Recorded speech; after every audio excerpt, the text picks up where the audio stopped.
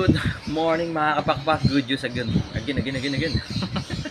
Grabe, kagabi meron tayong Thanksgiving dinner syempre para sa mga pinsan nating rider. Grabe. At saya.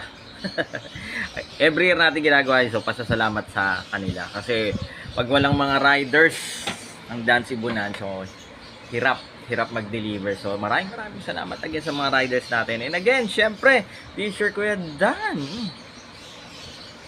Later may delivery tayo, so biyaheng Binangonan later. Ang ganda na ito, parang molded and again, syempre located po tayo sa 37 Consuelo Street, Marulas, Valenzuela City. Pwede po kayong dumapo rito from Monday to Saturday 8 AM to 8 PM. Yan, para makapagkape-kape tayo. Alright, so again, God bless sa lahat. Uy, bye-bye.